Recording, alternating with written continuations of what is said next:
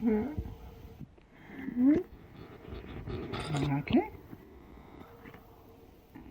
You alright now? You alright? You alright now? Sorry? Are you okay? Are you okay now? What do you mean? You feel alright? Think so? I don't understand what you mean. It's Albert. Albert. Yeah. Come on, Albert. Albert? Yeah, that's right. Albert. Call Albert. Call Albert. Come on, Albert. Come and see. Come and see Mummy.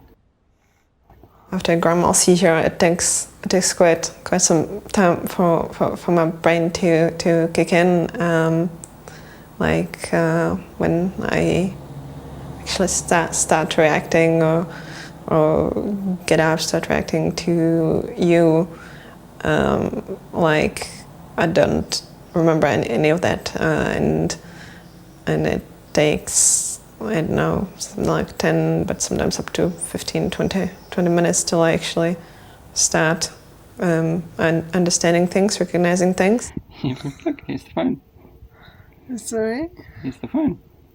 Here's the phone. Yeah. Here's Albert. When I do, the first thing is that I actually start noticing things around me, seeing things around me, and trying to make sense out of it, trying to make sense out of where I am.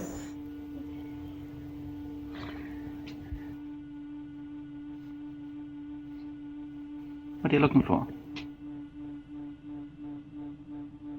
What are you looking for?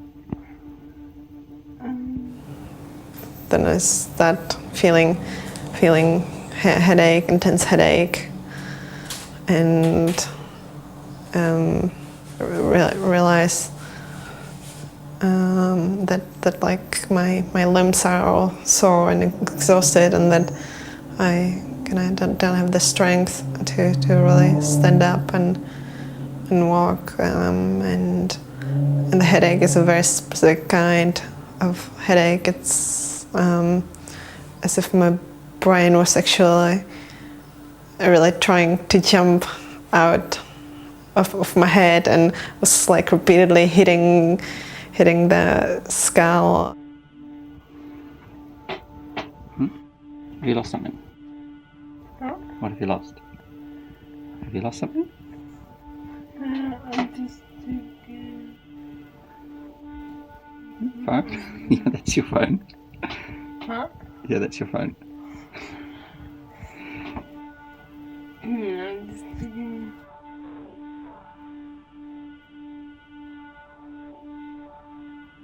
What are you thinking? There's a note. What's the note say? Huh? Here's the note. It's not?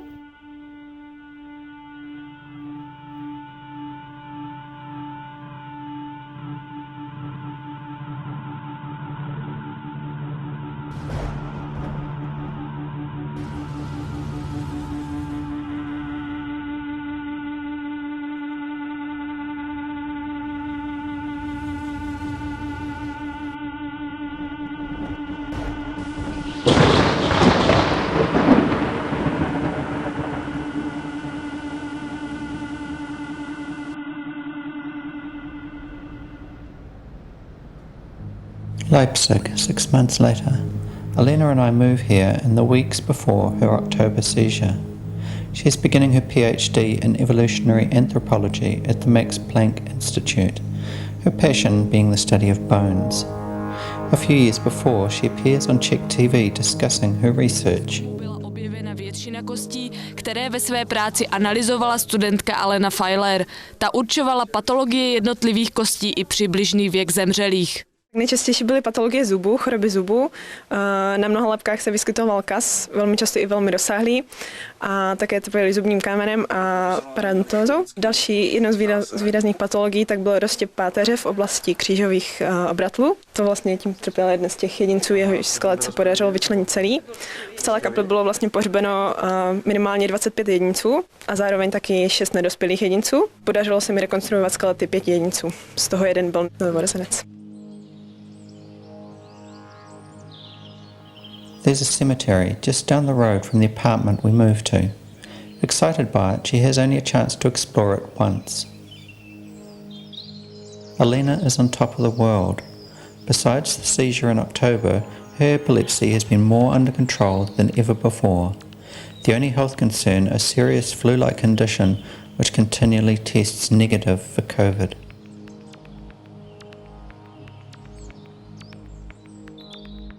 On November 4th, 2021, Alena suffers an unknown health event. She returns home dazed and confused, appearing as if she's drunk, only she's not drunk.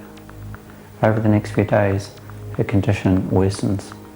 She suffers short and long-term memory loss. She's unable to write or type. She has difficulty walking and keeping balance. Her speech is slurred and she forgets words. She sleeps for a long time and is difficult to wake up again. She begins to suffer hallucinations and say strange things. We attempt to get medical help at a hospital emergency department in Leipzig, but they tell us it's not an emergency and send us away. We drive to Prague, where she's hospitalised immediately.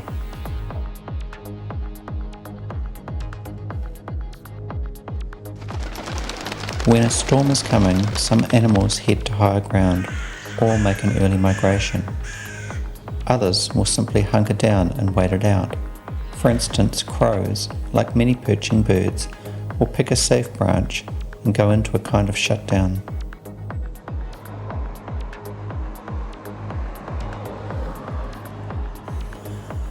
We planned to build a home here in Germany to stay for years, but that is frozen in time. Like fittings that go unconnected, this is a half-completed home. I wonder if a crow would feel safe here. Just down the road is the apartment building that on the 18th of April 1945 is the backdrop to Robert Capa's famous photo, The Last Man to Die. Raymond J. Bauman, one of the last US servicemen to lose their lives in Europe during World War II. Manning a machine gun nest at a balcony overlooking the bridge, he is shot by a sniper. Capa is there to capture the moment in stark black and white, the cold and bleak reality of war. Do we learn nothing from history? Part of the street is named Baumanstraße. Frozen in time, be like a crow. I keep going, doing what has to be done for Alena. But after months I feel like I'm falling with her, down into a deep abyss. Alone here in Europe with no family and friends, I begin to appreciate a bit more just how big an impact an illness, especially an unknown illness, can have. Down to the blackened sea,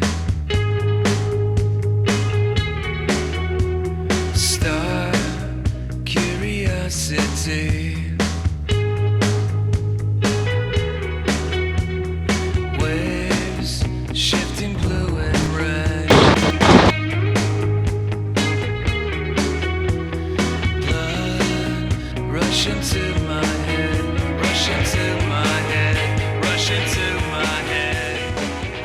I write, it keeps me focused. A graphic novel, a biography of sorts of Louise Brooks. Pages begin to trickle through. It is, at its heart, an incredibly dark story, and I find it incredibly easy to write. Down to the nebula, dust where the stars are from. I keep running. A forest sits nearby, not far from the centre of Leipzig. White flowers bloom, carpeting the ground as spring comes. It's like I'm a part of nature, but not quite. Whilst we belong to and need nature, Nature doesn't need us. Expecting a rather grey former East German city, Alena and I are quite surprised. Leipzig is green and livable, but not quite. Trash litters the streets. Rather a juxtaposition for a citizenry so obsessed with recycling. Albert has been with us since almost the beginning. We planned to get him a friend once we settle in our new life, but Albert remains single for now. I write a novel that is published in America in 2013. Basically, I had an irrational fear of being in places or situations from which escape might be difficult in the event of a panic attack, so I avoided those situations. 6 years on, I'm free, yet ripples from the year's isolation still lap at the edges of my life. It deals with the loneliness I felt in my teens and 20s, the anxiety about an uncertain future, a future out of control, on both a personal level and geopolitically. Not much has changed. If anything, it's worsened. Everything tends to entropy. I'm born during the decline of the Cold War, yet we now stand closer to nuclear Armageddon than at any time in my life. I try to keep perspective, like a crow clinging to a branch. A forest is full of trees, nature full of branches, different paths. Do we, as Ted Kaczynski suggested, need to escape from the complexities of modern society and go back to nature and live a simple life? A tree in a forest has resilience. Can nature help us heal and reset our minds? The human mind needs tending as much as a tree, possibly more.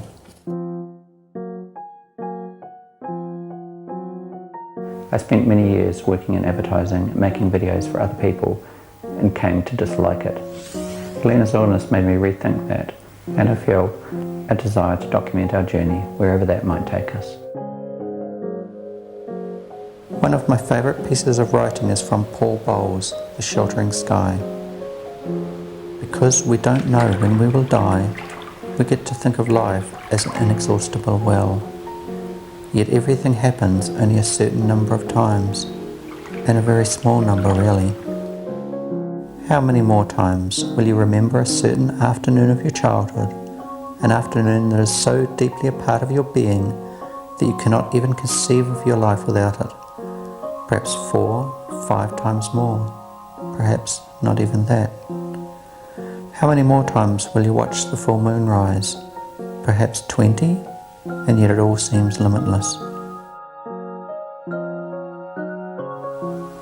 The eye has passed over us, but our storm is far from over. Alena remains hospitalised and undiagnosed as at May 2022.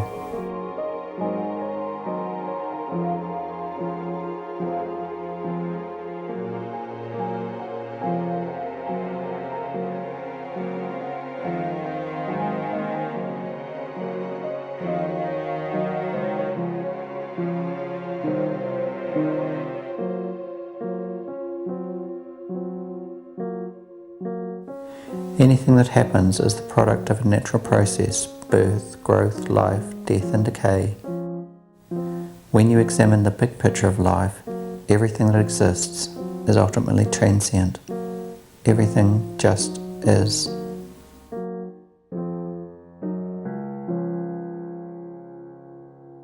If you'd like to support our videos, my work or Alena's recovery, you can do so at Patreon or PayPal. Links in the description.